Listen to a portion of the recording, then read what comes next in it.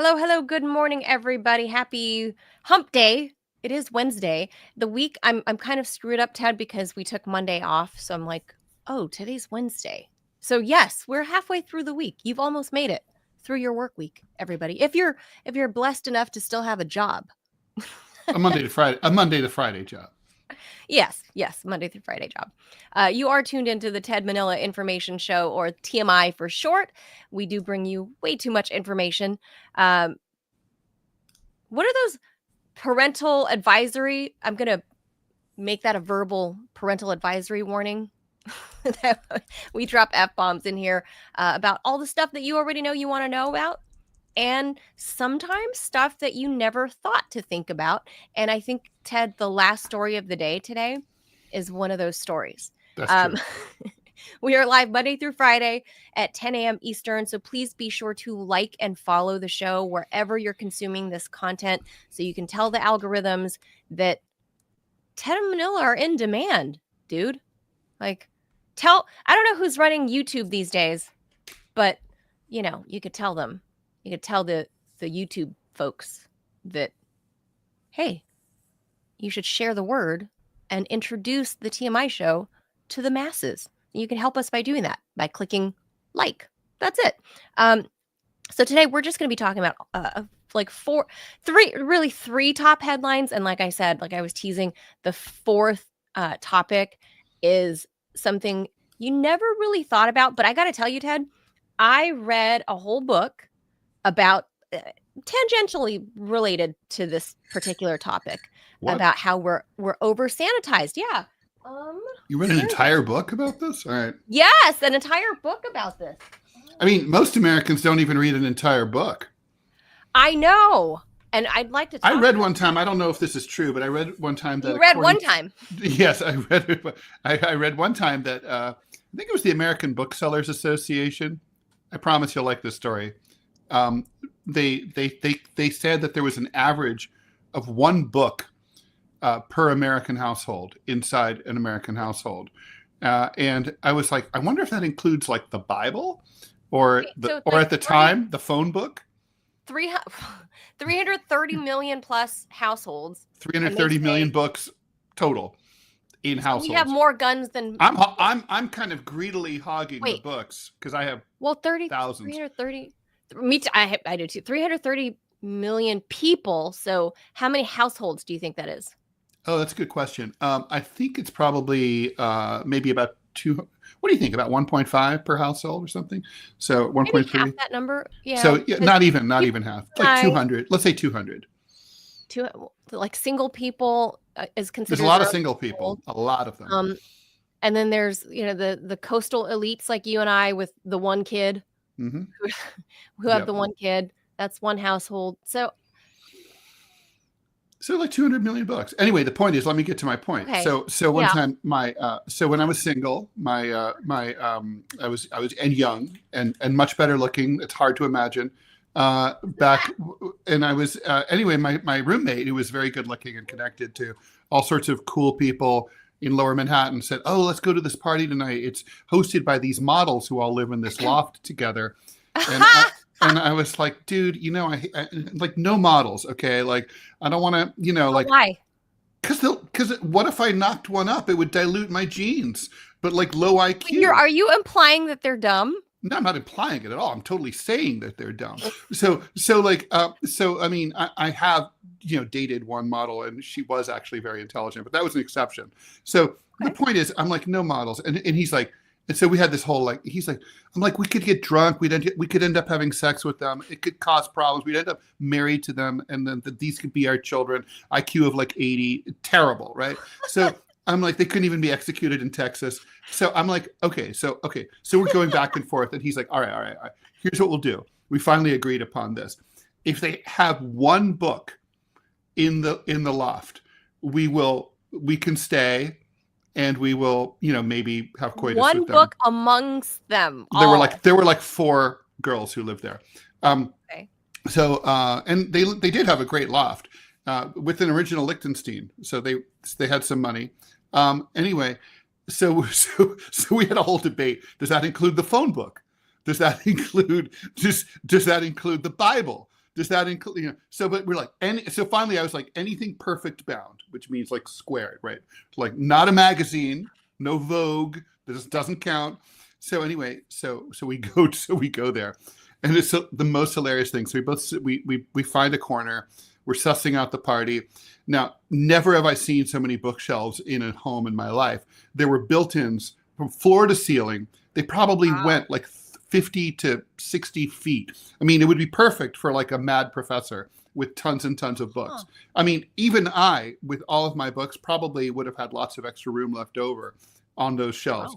They were all filled with like pictures of themselves, framed, stuffed animals. It was no storage. books. And I'm like, Tim. And so Tim's like, wait. He's like, because he's like got a hot for one of the models. So he goes and asks, and he's like, comes back, he's like, let's go.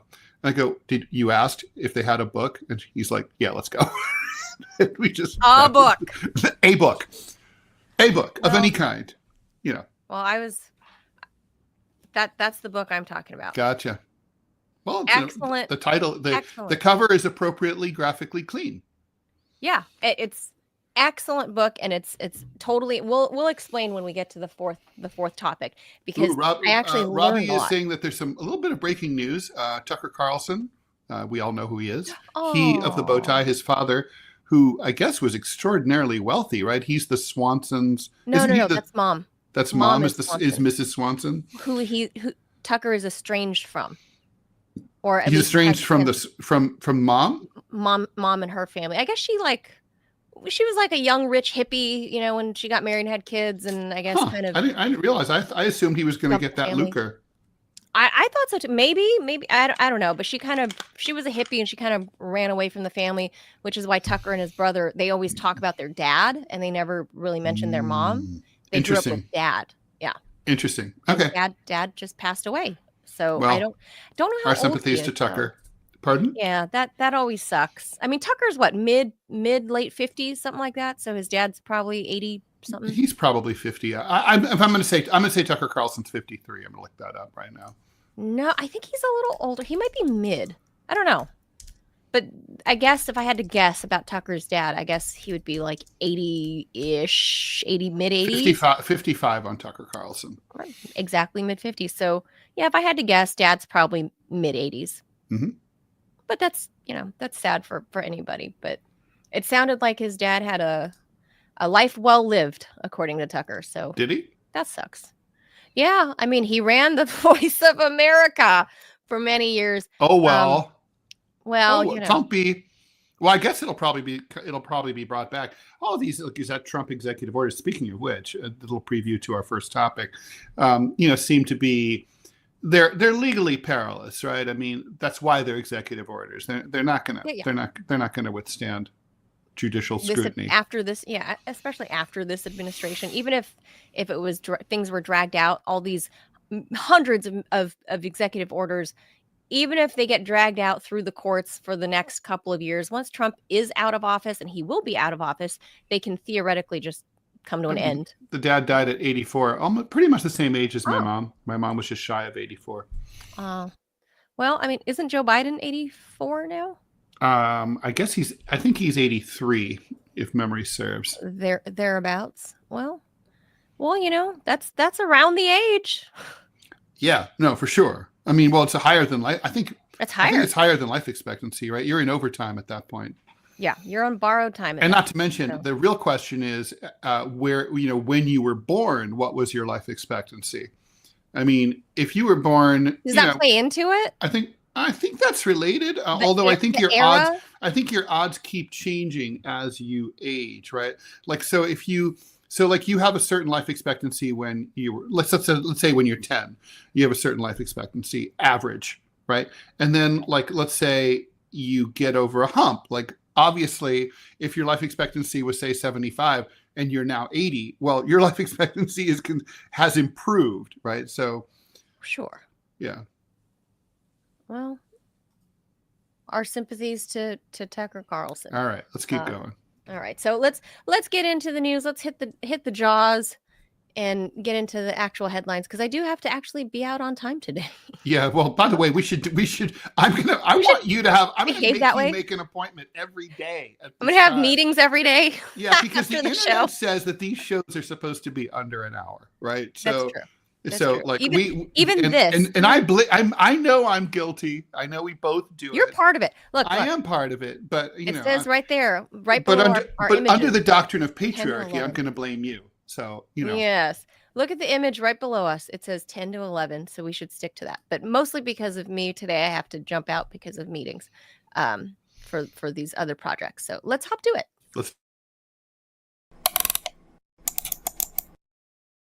President Trump has signed an executive order that would require proof of U.S. citizenship when you go to vote in federal elections. For your attention.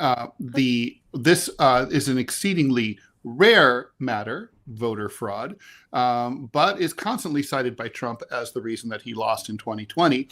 Trump's executive order calls for the Election Assistance Commission to require people to show government ID, proof of U.S. citizenship. So I guess that's basically a passport or a passport card in order to register to vote in federal elections.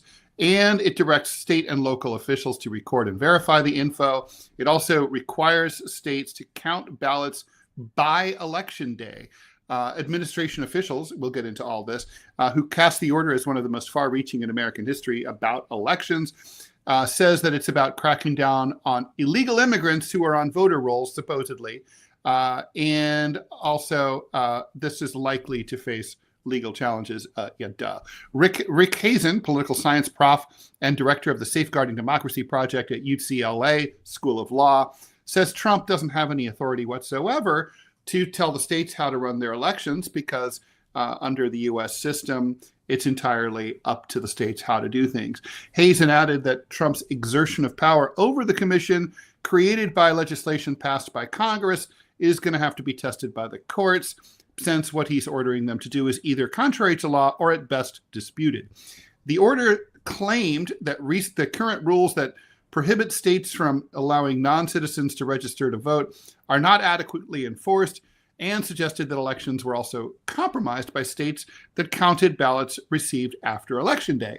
However, this is standard practice for mail-in ballots and absentee ballots. But even in the weeks after his victory in November, Trump kept bitching and moaning that ballots were still being counted.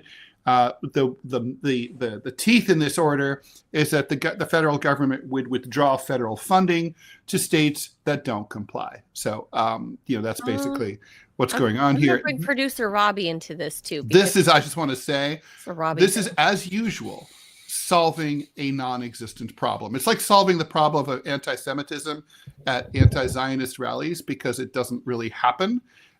There's basically almost, let's just put it this way, statistically speaking, basically no one votes illegally.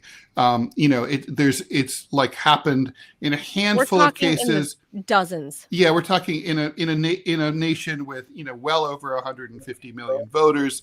It's not going to make any difference if it ever happens. When it does happen, it seems to be like, I know, was it in Georgia where they rounded up some illegal immigrants who had voted, and they just didn't know, right, that they weren't allowed to vote. They were just dumbasses. It wasn't fraud. It was like they found like Oh, no. I remember. It was Florida. It was Governor DeSantis found like 6 or 10 dinguses who had done this. And basically, but it's not statistically significant. And the real reason here is partisan. Republicans and Democrats alike believe that voter ID laws benefit Republicans because poorer voters are less likely to have their shit together enough to have proof of to have the ID to bring with them to the polls. This goes beyond voter ID, by the way. Originally, Trump used to say, like, you should have to present ID. That would mean like a driver's license. But since a driver's license isn't proof of citizenship, this is about taking it up a notch and being like, you have to prove you're a citizen in order to register to vote. On the other hand, I can also argue this the other way, which is to say, like, I'm a dual in France, where I also can vote. They have proof of my citizenship. Otherwise, I would not be able to vote.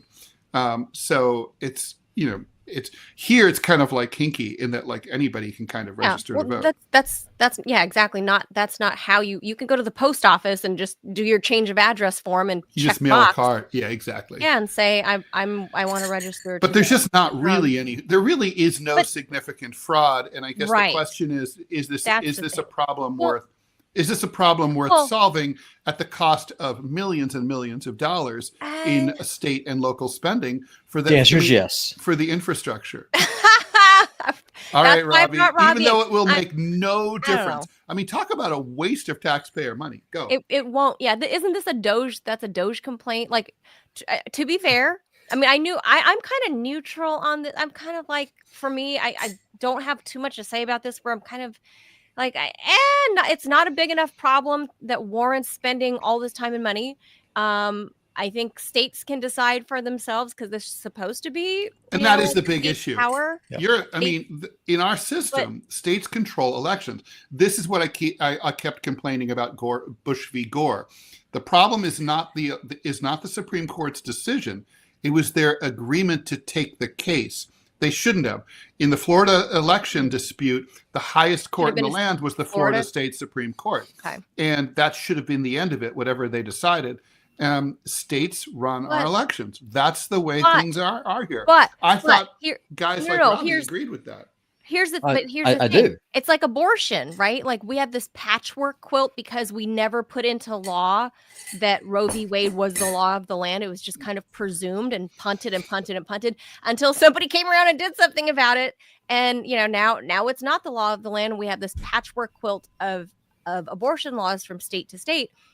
Like, in a sense, I can see why if this is a federal election, just like we have federal laws, that this could, in effect, I mean, if they vote on it, Congress votes on it, maybe we should have federal laws so it's uniform all across the states. Well, here's my question for the two of y'all. Do either one of y'all have a checking account? Of course. Yes. Do either one of y'all have cell phones? Of course. Then what did you have to provide in order to get your cell phone and get your checking account? Not a birth certificate. No, you had to nor a passport. No, but you had to present a photo ID. Now here's where I don't think that's true about the phone. Oh, it is. I guarantee it. Go to Verizon, T-Mobile, because they do a credit check, and so you got to have you got to show an ID. I guess it's just when you just get a new one from the same place over. Yeah, exactly. Well, maybe you upgrade. You're supposed to do one too if you go in person. They never ask. But well, you're in New York. They just don't we have no community standards here. You people just don't care. But that's true. But I do agree with y'all that Trump is significantly overreaching. This is not a power that he has. And if we had a Congress that would actually, I don't know, do its job, then this would be dead on arrival right now. It is up to the states. It is a states' rights issue. That being said, my position on this whole topic, on this whole issue, is that you should have to present an ID. Like here in Montana, we have something that's called Real ID that's going to be coming into the law. That's going to start being enforced sometime this year. Right. Where that's all over the country. Yeah, I have one of those. Yeah, Montana's been dragging its feet about it. Like they've been fighting about it and stuff. But there's finally the shoe has dropped. So if you want to fly out of Montana, you've got to get on board with this. Well, you have a passport. Here, but when it comes to voting, there's two things. One, this has nothing to do with illegal immigration. That is the meat that's being thrown to the right. What this is all about, and Ted touched on this a little bit ago, if you are so disconnected from society that you cannot have a photo ID, then odds are you're probably not the most informed person to be going out and voting and selecting government. I mean, let's just call it what it is. Probably sleeping on the street, right? I mean, the truth is, when the right wingers say everybody's got an ID, they're right. Everybody does have an ID. Correct. Including a lot of homeless people. Yeah, very much so. And so that's what this is. However, this is beyond ID. This is about. This is to register. Proof of citizenship. Correct. To register to me vote. Personally, I have zero problem with that. If I want to go and if I'm going to be selecting my government that's going to speak in my name, then I want to make sure the only people who are citizens have that power. That's why I oppose Trump's whole selling citizenship with his new gold card. It's not for sale. Citizenship is not for sale. It is a obligation. It is your duty as an American, as a citizen, just like it is a duty if you live in France or if you're a French citizen. It is your duty as a citizen of that country to be informed and select your government. If your entire concept of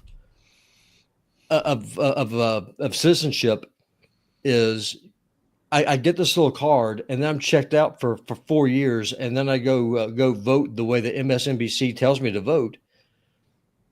Sorry, I don't really have a problem with you not going to the polls because you don't have a clue what the hell is what you're talking about is like a poll tax. It's like a poll. It's like a poll test, right? Like here, the literacy test that's on. Right, and they used to. I mean, some of these tests were absolutely insane. Like, recite the 17th Amendment backwards or whatever. But that's not what I'm saying. I mean, I get what it is that you're saying, because where I came from, that's what they did to disenfranchise black people. Right. What I'm saying is, if you are too lazy to go and take your birth certificate or your social security number, at least prove who you are to get a voter ID, then you're too lazy to be included in this decision. To register to vote. Yes. I mean, I would be more comfortable, honestly, with you should have to answer some basic questions. Most residents of New York State do not know that what the capital of New York State is. I'm not really sure you should be allowed to vote, if you're that stupid. But I agree.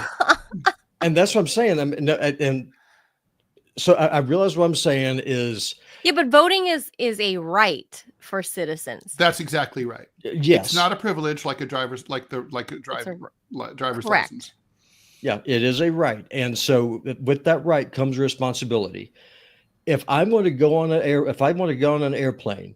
Well, not really. A right by definition doesn't come with responsibility. Sure does. A right is like, you can just act like a total asshole. You can be a turd all day long if you want. Yeah, you can vote like a total derp, no problem. Yeah, I agree with you there. But you have to at least be able to prove you are who it is that you say that you are. Like, I have zero problem with this. Okay, but listen, I get the logic of it. Only citizens can vote. Only citizens should be able to vote. It's not a big ask to say, like, hey, cough up a birth certificate or a passport, for this very important right. We want to make sure we know who you are. I get it. Fine. But the point is that the system has been, I mean, I got to say, if I'd invented the system from the ground up, me personally, I probably would have that requirement. I'd be like, well, I want proof of this. Well, it's a common sense thing. But we do have the system that kind of was not based on common sense, that has evolved organically. But despite everything, it works, right? I mean, but it doesn't work. It's like the honor system, basically. But why doesn't it does work? It does not work. How is it not working? Because the only way that you can say that a system like ours works is if people have faith in the system or in the integrity of the system.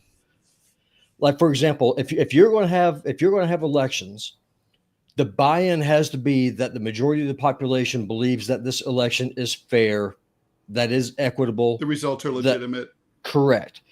That's the problem that we have right now. This is why I'm saying it does not work. The reason that people don't believe it. Okay, but the problem is people are wrong, right? I mean, the fact is that, so this is kind of like saying, okay, when people are wrong about something and deluded, is it actionable, right? I mean, like, for example, do we start going crazy? Right, exactly. Russia stole the election using Russian bots. Which is not true. Of course it is. Everyone knows that the anti-Zionist rallies are full of anti-Semites, except it's not true.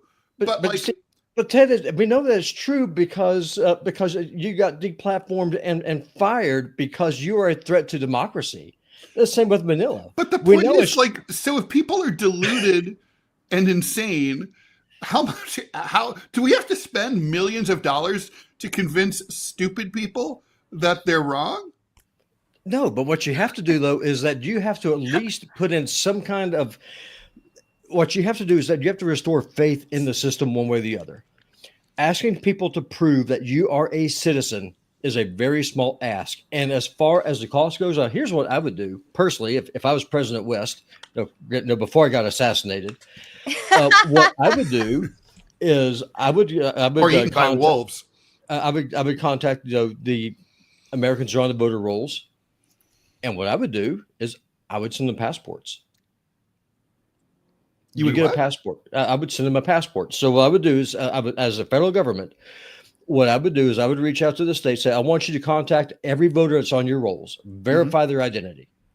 We will pay to give them a passport because passport's the highest form of ID that we have in the country. Oh, well, then I still think, look, that would be great. I think giving people passports would also encourage them to travel. Of course.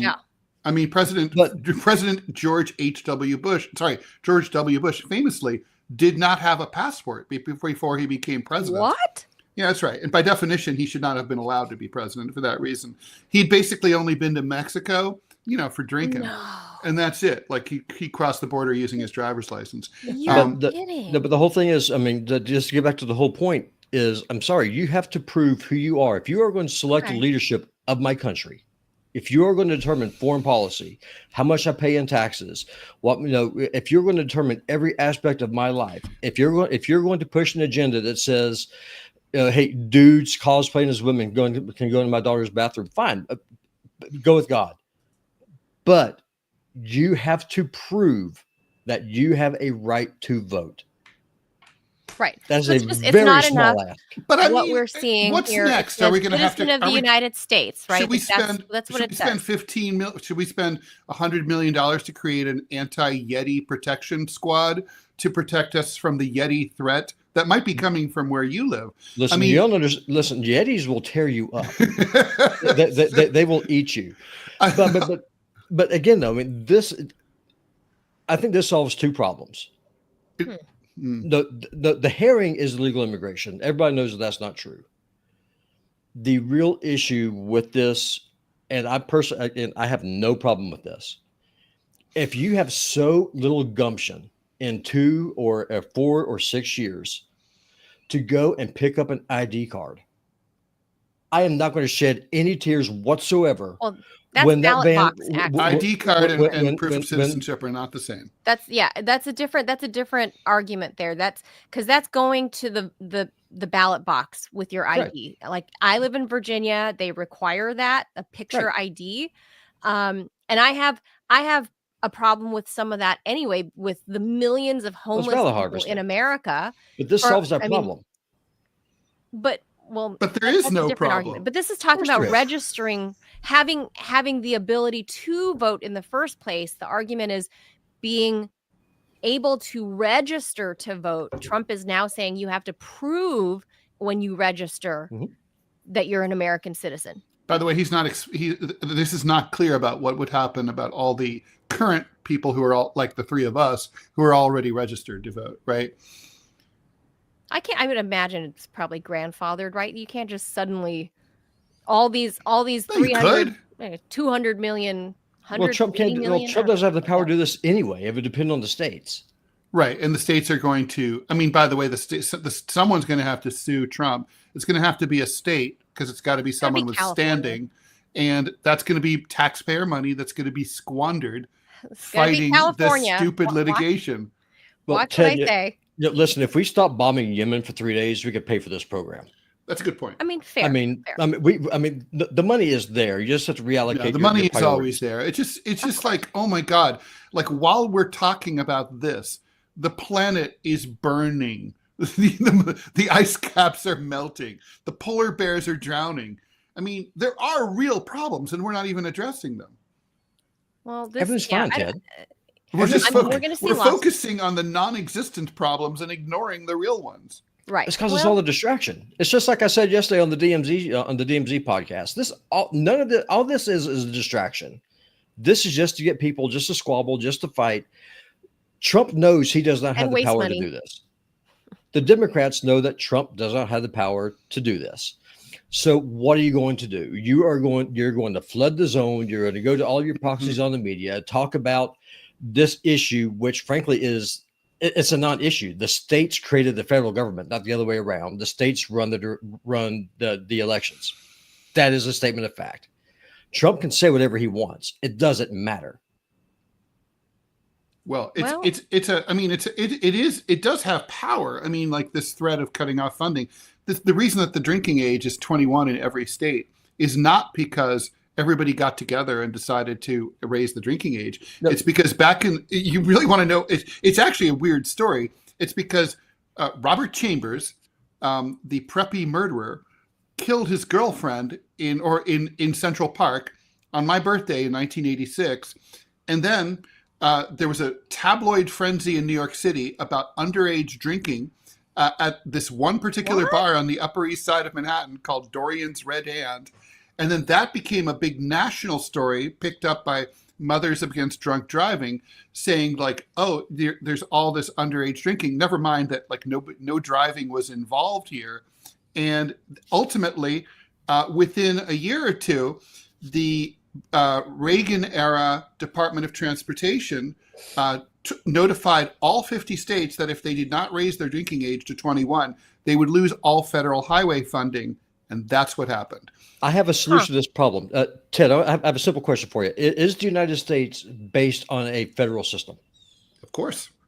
Then here's how the states can push back. And I wish that we had some governors with some balls. The governor of Montana, I know, is watching. Greg Gianforte is watching right now. My favorite governor. He literally slams fake news. I love the guy. Here is how you deal with this. If the federal government says, if you do not comply, we will stop sending you money, then the state can say, that's fine. We'll stop sending you income tax money to the IRS. Although that's what you do. I don't tit for tat, baby. Tit for tat.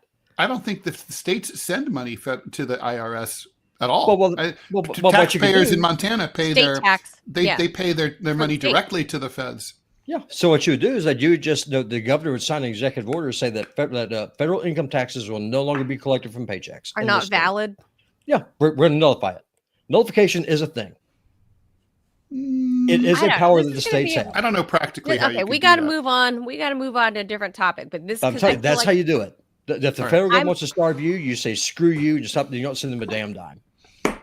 All right. I don't know. This is going to be a long battle. It's not. And you just mark my words. California is going to sue, and they're going to take this all the way to the Supreme Court. I think that's probably right. Rob Bonta, and politically, it plays well for Gavin. Yes, bingo. This is what's going to be propelled forward because Buttigieg ain't shit. Let me just say, I think Gavin's it. America is not ready for Buttigieg. It's going to be the bootster. It's not going to be booty. Manila, you're being homophobic. It's going to be it's going to be Mayor Pete, like as the nominee. Gavin. 2028 is going to be Gavin Newsom versus Vance. Vance versus Buttigieg. No, it's Vance for sure. Werewolf versus the sword swallower. Who's going to win? You're forgetting how completely how the Democratic Party is woke. They already had a massive triumph with a black woman in the last election, a huge triumph 2 elections before that with a woman. Now, building on those successes, they're going to go with the gay guy. After that similar success will occur, then we'll have a success with a trans person. So I think what they'll do, maybe if it's Pete, it's only because, like you said, they're going to sandbag Gavin the way they did Bernie in 2016. That's exactly. I mean, that's the only chance. Yeah. Mm-hmm. But realistically, Mayor Pete cannot win across the states, and I think the Democrats at this point want a win. It's not about winning. It's not about winning. It's about a grift. You got to remember, Manila. We see this is the scam, and I know we're going to go over. I'll jump off after this. You've got to remember this. We do not have an opposition party in this country. We have a group of oligarchs who play on the same team. and then they do performative theater every 2, 4, It's the 6 Harlem years. Globetrotters versus the Washington That is all. Generals. It's not about winning. It's about maintaining the agenda. There's nothing to win. It's not about winning at all. They've already won. Of course. Yeah. I don't know. I think DEI is kind of over, and the whole. I Oh. think that part's kind You of are over. sadly mistaken. That's Yeah. why Think last so? week I That's said, really- hey, that's really not true. listen, that's why last week I said for us to have VK on again. Not in the Democratic Because Party. It's not it- over. That's for DEI sure. is not You're dead. clinging And it's to not that? dead, Okay. and it's not dead in the corporate world either. Look, that's why Kamala Harris is still considered the leader of the Democratic Party. Jeez Okay. Louise. We got to go. Okay. Bye, All Robbie. right. Thanks, Robbie. The U.S. has Okay. reached separate deals with Ukraine and Russia in order to stop attacking at sea and against energy targets. And in exchange, Washington, D.C. has agreed to push to lift some sanctions against Russia. I don't know which sanctions those are. While it's not clear when or how the Black Sea deal will begin, this is the first formal agreement by Russia and Ukraine since Trump became president. Trump is pushing to end the war, obviously, and he is moving towards a normalization of relations with Russia, if we can get it. Terrified of peace, the Europeans are freaking out. The U.S. agreement with Russia goes further than the agreement with Ukraine. The U.S. is committing to help seek the lifting of international sanctions on Russian agriculture and fertilizer imports. Shortly after the U.S. announcements, the Kremlin said the Black Sea agreements will come into effect after some links between Russian banks and the international financial system are restored. I suspect what we're talking about here is SWIFT, the SWIFT system, first and foremost, and possibly after that, Visa and MasterCard being restored. Although I hear that that's already been restored informally. That's what I heard too. Yeah. I heard Ukrainian that President Zelensky said, you can swipe them, that they're working now suddenly. Yeah, it's interesting. I don't know how. When I was there 2 years ago at the peak of sanctions, I was able to actually go to one place that worked for my bank card. So it was like sort of an oversight. Anyway, the Kremlin said that the Black Sea agreements will not come into effect. I already explained that. Zelensky says that the truce agreements do not require sanctions relief to come into force and will take effect immediately. Saying that the Kremlin statement is an attempt to manipulate the deals. Okay. Yeah, Mr. Speaker, pot, meat, kettle. Yeah. This is knucking futz. This guy, he really is, Ted. Zelensky's just trying to hang on, like any little thread that he can try to grasp onto to prevent any sort of good relations between the U.S. and Russia. The fact that Trump, I mean, obviously people are going to say, she's a Putin puppet or whatever, Kremlin mouthpiece, whatever. Fine. You included. Even though the checks don't clear anymore. I know. So we're not even getting them. They're not even trying to issue them is the problem. I wish they were at least trying to issue them. That's not the thing. This is a move in the right direction financially. We've heard J.D. Vance already kind of give some pushback, including the president backs him in saying, in trying to steal the $300 billion of Russian offshore accounts, trying to steal all their money, their assets. The Euros still want to do that. The American administration is finally being like, I'm not so sure about that, because if the shoe were on the other foot, this would not be cool. This guy, meanwhile, is trying to do anything he can and say anything he can to keep that wedge between Russia and the United States in existence. He's trying so hard. And I'm hoping that the Trump administration doesn't fall into, it's kind of like yesterday, my son really wanted me to buy him these something called Robux because he plays Roblox. And we told him that he has to be good, and on Fridays we'll buy him, a few Robux on Fridays. And cute. And maybe he's been spoiled or whatever. And he was like, "But please, mommy, please, I've been so good. Please, mommy."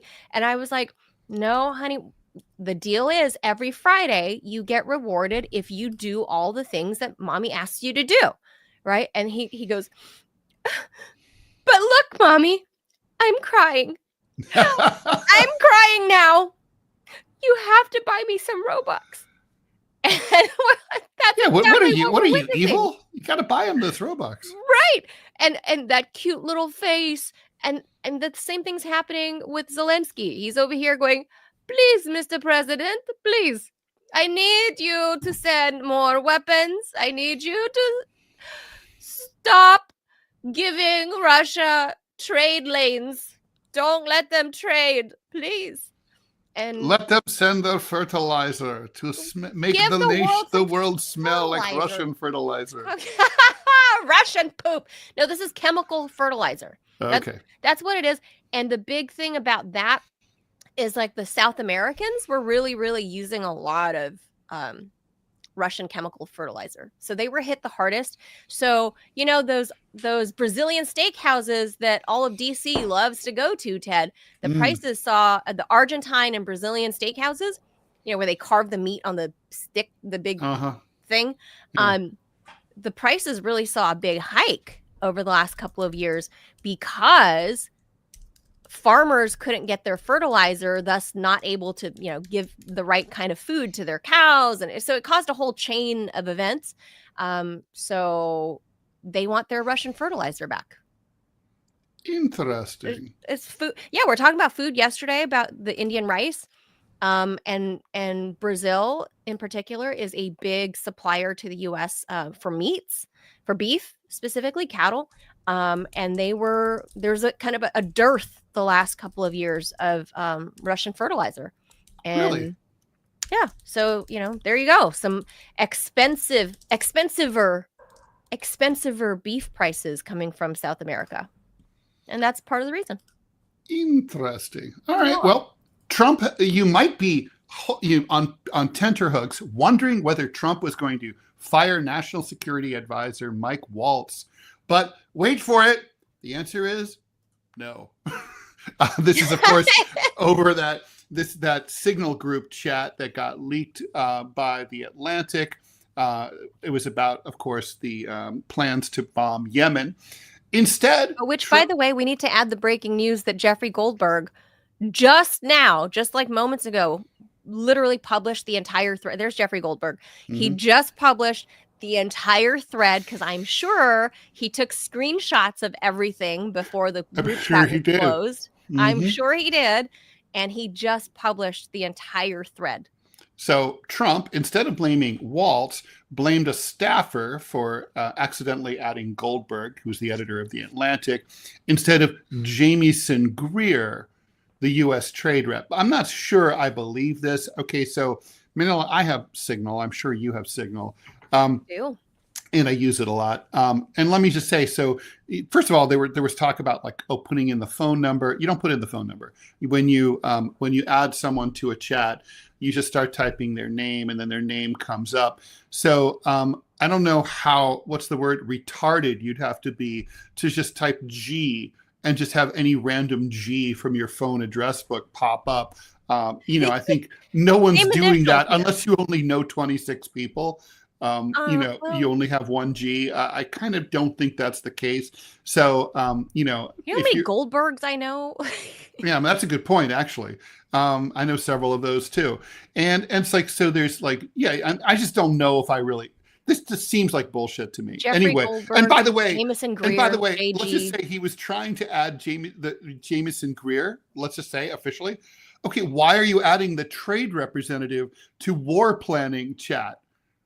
Okay, it's a fun group chat, Ted. I mean it was full with like of emojis, people setting out like the fist and like Merca flag, and it's just a fun group chat. Come on, Ted. Waltz admitted that the incident was embarrassing and said, "I take full responsibility. I built the group, but I built this city on rock and roll." But anyway, top national security officials, including Tulsi Gabbard, said it wasn't that big a deal, said that no classified material was involved, except for the whole planning to bomb a foreign country thing.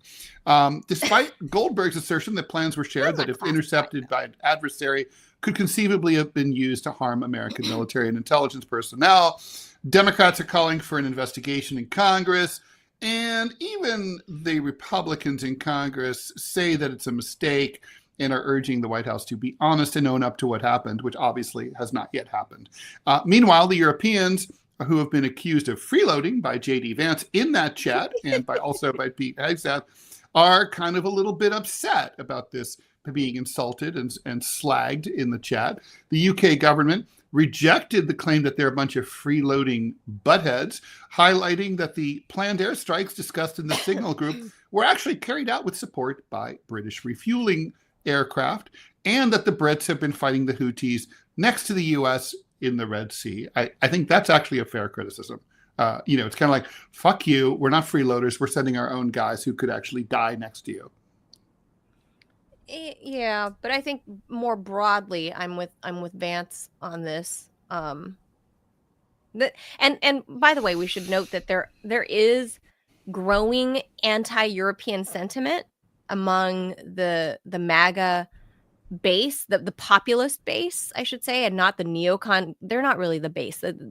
Those people that claim to be MAGA, the people like Ben Shapiro and whatever stuff, people like that, they're not the real MAGA base. The real MAGA base are populists, more like, I would say, producer Robbie. They would agree that they feel that the Europeans have freeloaded off the United States for a long time, and so I'm not even MAGA, and I can concur. Like, who benefits most from these shipping lanes? Like, it's going to be Israel and the Europeans. That's, bottom line, 40% usage of the Strait of Hormuz by the Europeans. Not really benefit to us. So I'm kind of with JD Vance on that. But this whole downplaying, what else are they supposed to do from a PR standpoint, Ted? What else are you supposed to do but be like, yeah, it's embarrassing. Like, we screwed up. Honestly, Waltz should be fired. Yeah, I think that's too big a public fuck up this early on. You've got enough heat coming from Elon, but now you've got these guys that are confirmed by the Senate that just made a mockery of everything by having a chat thread of like fist bump and Merca flag and like bombs exploding, like sending, emojis like this. That is what America, like our elected officials, Ted. We are reduced to people like this is idiocracy. Right? It is. We got all these people honestly, like, yeah, America. I think Trump's looking at this the wrong way, as he often does. He's viewing this as it would be a sign of weakness to fire Waltz because Democrats are demanding it. I would fire Waltz because it'll straighten out other members of his administration and make them run a tighter ship. And so sometimes you got to fire someone who fucks up, and just to be like, even if you like them, right? Just to sort of be like guys, we run. Obama, for his many faults, ran a tight ship. There was no leaks. Things were run. They were done tight. No scandals. And I think Obama let it be known, like, if you fuck up, you're gone. That's a message that's really important to send out early in an administration. If we were in year 3, it might not matter as much. Right. It's just like ride it out early. Well, maybe Ted, maybe that's why Kamala Harris's staff was, it was like a churn within her immediate staff. Remember how it was a revolving door, like every 4 months, like closest she staff. Couldn't keep anyone. Maybe we misread it, Ted. Maybe she ran such a tight ship that he was like, you're fired. The ship was so tight that no one was left afterwards. She made everyone walk the plank. That's right. Maybe we just misread. Maybe even herself. Thing. Maybe last year that election was about her walking the plank herself. We misread all of it, Ted. Have you ever thought about that? That's true. That had not crossed my mind. But so there you go. The Harris ship was so tight. So tight. That she even made sure not to become president herself because, there were leaks and there were missteps. And I'm just saying. All right. And finally, astronauts aboard the International Space Station are being plagued by persistent rashes, unusual allergies, and gross infections, including fungi, cold sores, and shingles. What are they doing up there, whores? Sounds like herpes. What? Researchers now think they know why. The orbiting lab doesn't have enough germs. So bacteria typically found in or on the body arrive in space along with their human hosts, of course, but the array of free-living microbes found on Earth in the soil and water is lacking. Microbial imbalance has been linked to chronic inflammatory diseases. And so scientists think that what's going on is that they need a more diverse set of microbes on the International Space Station and the station's eventual replacement. And that could help astronauts avoid all the herpes they're giving each other. There's a... That's not what's happening. Gross sluts. There's a you big... think they're up there banging? Like yeah, that, well, there's not a lot to do up there. Let's face it. I don't think they have HBO. There's a big difference between exposure to healthy soil from gardening versus stewing in our own filth, which is kind of what happens if we're in a strictly enclosed environment with no ongoing input of healthy sources of microbes from the outside. That, according to Center for Microbiome Innovation at UC San Diego, Rob Knight. More than 280 astronauts have been to the ISS over the last 25 years. And to better understand the conditions, Knight, other researchers from UC San Diego, and the National Aeronautics and Space Administration, otherwise known as NASA, of course, worked together to map the microbes living on the space station. The station is more sterile than living quarters here on Earth, and the bacteria they identified were associated with immune-related symptoms. The findings were published last month in the journal Cell, which, of course, obviously I read every month. To map the microbes, astronaut and microbiologist Kathleen Rubens and other crew members swabbed more than 700 surfaces on the space station and more than 60 controls. The bacteria that they found were those that live on humans. Nothing that they found pretty much was normally found in the soil and water. So, you gotta have those bugs. Well, that's why, like, whenever I'm in the subway, I'm always licking the floor. makes you stronger.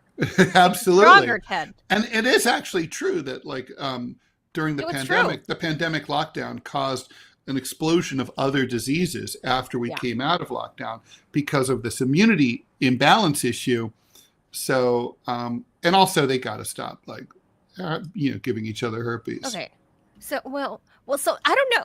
I don't think the story was about that, Ted, although it does bring up an interesting question. Cold sores, shingles.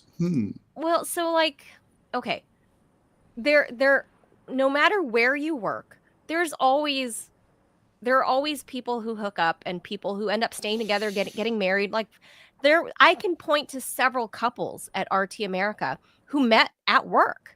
And I'm not saying this is anything salacious. I'm just there's always Joe Scarborough and Mika Brzezinski. Oh yeah, meeting over the blood of the Palestinian children that they consumed at the same blood bar. Yeah, people are going to be hooking up, right? So that how do you come home and explain that to your spouse? You come home from outer space and you're like, kind of got this STD. Oh, and where do you do that? Well, that's a good question. No, I know. ISS is not I'm pretty sure that I did read that there are documented cases of people having had sex on the International Space Station. I mean, look at how they're dressed in this video. They don't have to wear spacesuits. They could, Yeah. So obviously weightlessness is a factor, but I mean, I don't see how it could, I don't see how it would make it impossible. So enter this book, Clean, right? So this whole book, so it's called The New Science of Skin. And this particular book specifically talks about the microdiversity that's needed and required on our skin, which is the largest organ on it's not even in our body, it's on our bodies. It's exposed to the outside on purpose. And how we as primarily, this kind of looks at Americans, but we in America have over sanitized everything. And that kind of, speaks to what they're saying true. Here on the, like, you should not buy that antibacterial soap. It's not good for you.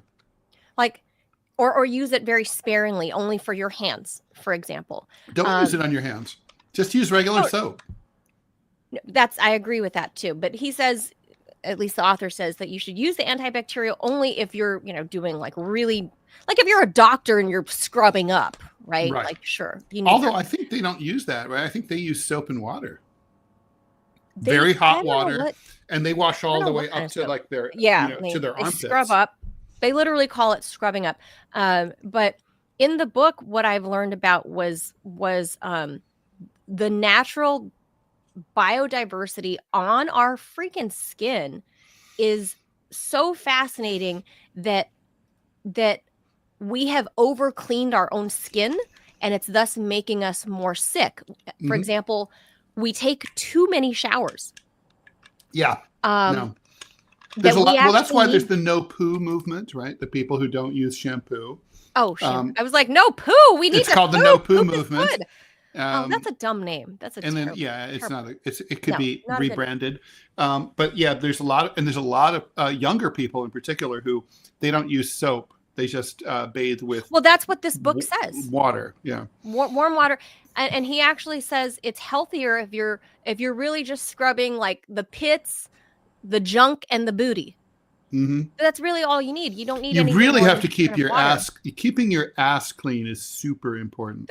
Well, I have bidets installed. Well, the toilet seat bidet installed in all of the toilets in my house, because that's in Asia. That's a major thing, and a lot of European. I mean, France, like you guys invented the word bidet, and it's a thing, right? So, well, it's a little startling. Like if you go to like a traditional Indian home, there's no toilet paper, and I was like, so when the first time I encountered this, I was like, hey, there's no toilet paper, and the person's same like, in Dubai.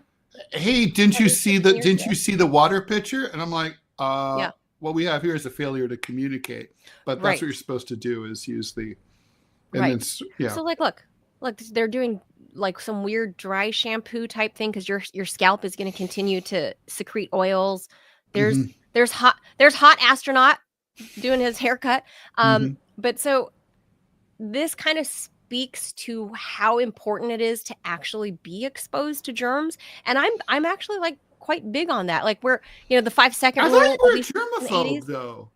I'm trying to break away from that. Is my point. Okay, all right. And why I'm trying to convince myself by reading, like really well researched. Get on the metro and lick the floor like I do. No, that's too much, too fast for my. Because at Sputnik, everybody remembers. Eat some roadkill. Everybody remembers, like the camera would catch me sometimes wiping everything down before I would even like get on the microphone. Or are you one of those people who, like, when you sit on the airplane, you would like use the alcohol wipe to wipe down the tray table? I used to be. And I'm trying to move away from that to try to give myself a little more exposure. And a lot of this, was changing my thinking during COVID, and reading more articles like this about how we actually need to have, because I grew up in a household, like a lot of East Asian households are super like, take off your shoes, plastic covering the furniture, bleach everything. My grandma stole all of my stuffed animals when I was a kid out of my room and fucking bleached everything. Everything. And it changed the color, I imagine. Of course. I mean, bleach do what bleach do. My God. And I was mortified. My favorite pink plush teddy bear was suddenly like white. She was white. I was like, what? Like, I was like this 8-year-old girl going, I was just that's like, that's awful. Because she insisted on cleaning everything. Right. Everything. And that survived in me as well, where I wanted to like scrub everything down. But I've realized it actually is detrimental to human health when you're not exposed to these natural, like I was not allowed to share drinks with friends or food. Like if you bit something and offered it to me, I still have this weird thing about being like, I'm not going to bite that, because it was just drilled into my brain. If you drank a soda and you passed me a cup and said, here, I would not drink from it, because it just drilled into my brain. But as it turns out, you should have exposure to that as kids, like friends licking ice cream and then passing in, little kids, right? Lollipop, passing it on. You should be exposed to all these other germs. So I'm trying to not do that to my kid, because I was a sickly kid. I got sick from everything. And I think a lot of it has to do with this over sanitization. It was like, apparently my childhood was like living on the freaking ISS. It's awesome. So it's bad for you. As it turns out, you shouldn't, like use hand sanitizer all over your body. My grandfather used to take, like, I call it an alcohol bath, but he used to literally like splash alcohol, like rubbing alcohol on his body I don't know why, because he just thought he was cleaning everything off.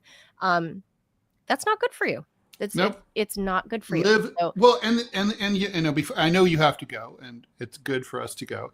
But I just want to remind people that this is why when you meet people who've like grown up on the farm with animals, most diseases are that we deal with originate from animals or from Wuhan labs, and so and basically people, if people who grew up on farms that have a lot of animals. And including like, maybe it's a dairy farm, but they also have some pet goats and some pigs just for fun. Those kids get like no diseases. They like never get healthy. Sick. They're healthy. They're strong as a horse. Have a horse. Yeah. Look at the Amish. Amish are, I mean, there are a multitude of things, but they live this, analog life. They have animals. They basically all have, they're self-contained little mini farms, if not giant farms. Mm-hmm. And the kids run in dirt and they lick and play and they roll around, and, you get hosed down with a water hose, and it's all for the better. They're eating their own natural foods. Everything is kind of self-contained within Amish communities. And I'm so happy to learn all of this stuff, is that this hyper modern way of living is actually detrimental to human health. And part of it, which most people don't think about, is like the advent of soaps. And even the soaps that we use are not good. This book, I'm telling you, I can't say enough. Like, this book, the agents that are involved, they're not true soaps. The chemicals that are involved in making the soaps, what it can do to your skin, what it can do to your actual health. So I've switched to like natural soaps. And natural soaps are the best. But by the way, I have, and we're at 2 after 11. Just pointing out here. I'm currently my mom used to love to give me expensive soaps as a gift. I guess she couldn't think of what else to get me, and so early stage Alzheimer's. Anyway, so I have all these. So I still have this huge collection of soaps. And one of them, it was a Hermes soap. It's a $50 bar of soap. Okay. Anyway, the point is, I got a gift of the Hermes. I'm using it right now. I gotta say, this is like the $5 milkshake monologue in Pulp Fiction. It's one hell of a bar of soap. I gotta say, it's buttery. It's yummy. It smells good. Your skin smells and feels good afterwards. It's like to die. But I mean, it's $50. I know. But so, well, that's there's a reason, and it's maybe, I'm not going to say for sure, but it could be devoid of all of these other, what proved to be toxins on the human skin, that over sanitize your skin. Yep. Of the microbe diversity on your skin. And that's why those astronauts could be getting these weird sores and stuff. You don't think it's all the sex that they're having? I don't know. See, I just don't know how much sex they can be having. But maybe I'm wrong. I think they're all having sex. I think they're having orgies up there like every night. But don't they have like a ring camera in there 24/7? I thought. Yeah, I guess everything they could probably just put some tape over that thing. Like, I feel like there's gotta be don't come a knocking when the space there. station is a rocking. I don't know. I bet there has to be some accidental naughty footage that's out there, but I don't.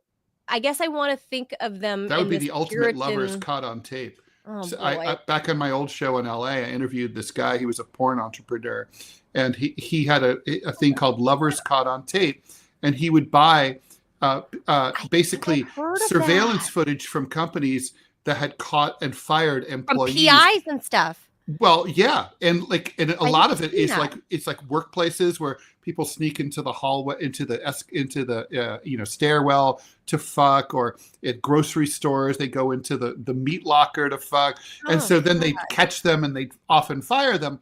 And anyway, so the point is he would then get their name and number. He had to get consent, right, and buy the rights, and Oh my he didn't God. have to pay them for. It's interesting, right, about the human psyche. He didn't have to buy the rights. He could just buy it from the company, but if he blurred out the faces.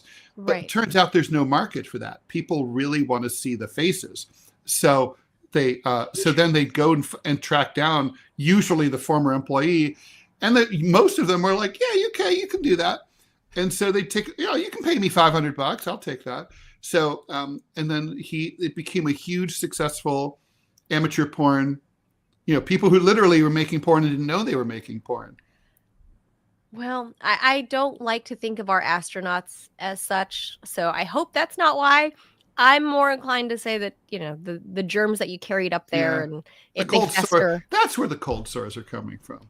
it festers, Yeah. and because you don't have access to soap and water, there's only so much water up there. That's where, so. that's the herpes 1 and 2 virus Just is coming saying. from that. Yeah. Stop diminishing America's heroes, Ted. I'm not Jeez. diminishing them. I hope they have and I hope they enjoy all the boning they're doing up there. All right. We'll make that the last word. Space boning. Some All people right. get spacey while they bone. Anyway, all right.